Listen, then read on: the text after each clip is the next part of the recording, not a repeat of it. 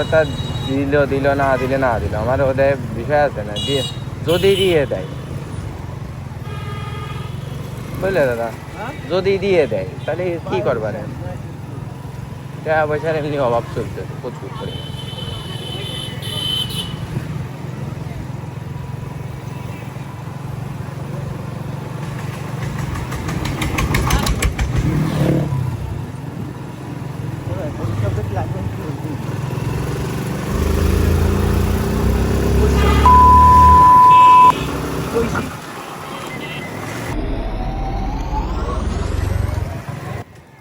মার দাঁত চোখে রাখবো।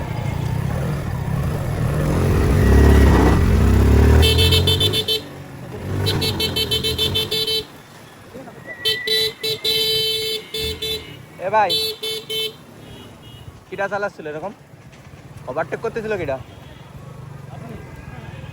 হ্যাঁ, আপনি ওভারটেক করতেছিলেন? রিক্সা ওরম ওভারটেক করে ভাই? তারপরে আপনি যে গতিতে চালাইছেন, রিক্সা ওরম গতিতে চালায় না, আর ওভারটেক করে ওরমে? আমার বাম পাশে জায়গা আছে না, আমি ওভারটেক করতেছি সুজা, আমার গাড়ি গতিতে রয়েছে। আমার কথা শোনেন, আমার গাড়ি গতিতেই রয়েছে। আপনি যেই সময় ওভারটেক করতেছেন, রিক্সা একটা রিক্সা আর একটা রিক্সা ওভারটেক করে, আমাদের মোটরসাইকেল যদি একটা রিক্সা ওভারটেক করে, কতটুক জায়গা নিয়ে করে আপনি হিসেব করবেন? আমার বাম পাশে তো বহু জায়গা দিলি তো হবে না, আমি রয়েছি গাড়ির গতিতে, আর আপনি ডাপ করে বেরোইছিল এসে ওভারটেক। আমি সুজা চালাচ্ছি গতিতে, ঠিক আছে? আপনি রিক্সা, আপনার রিক্সা আর একটা ওভারটেক করলে কিন্তু ফুল রাস্তা আমি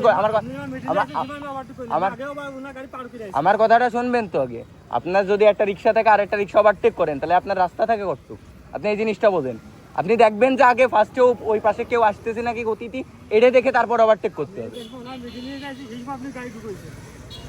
আমার গাড়ি রয়েছে মিনিমাম 50-এর উপরে।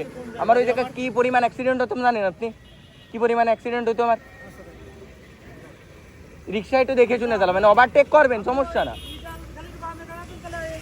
ওভারটেক করবেন সমস্যা না তো।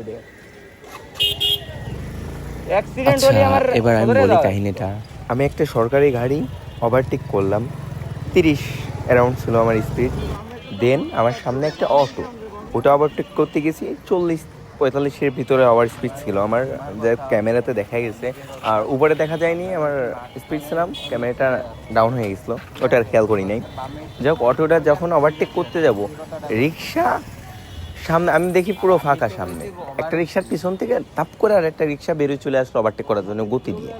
হ্যাঁ, সেই রিক্সাওয়ালার দেখা উচিত ছিল যে সামনে একটা মোটরসাইকেল আসতেছে বা অন্য গাড়ি, আমার গাড়ি বাদ দিলাম, অন্য গাড়ি ওভার স্পিডে আসতেছে কিনা বা খালি আছে সেটা দেখে হলো ওভারটেক করার দরকার ছিল, তাই না?